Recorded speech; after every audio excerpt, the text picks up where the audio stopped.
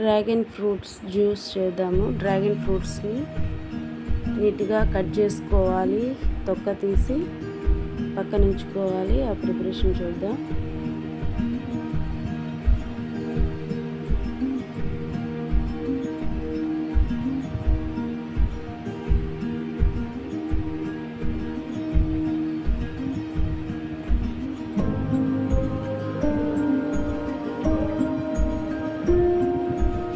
ఇలా అన్ని తొక్క తీసి పక్కన పెట్టుకున్న తర్వాత కట్ చేసుకొని జ్యూసర్లో వేసుకోవాలి.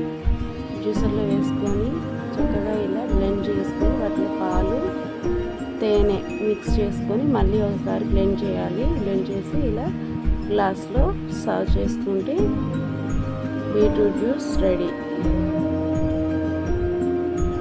చక్కగా టేస్టీగా ఉండే బీట్రూట్ జ్యూస్ రెడీగా ఉన్నాయండి. మంచి హెల్తీ బీట్రూట్, మంచి విటమిన్స్, న్యూట్రిషన్స్ అందుతాయి.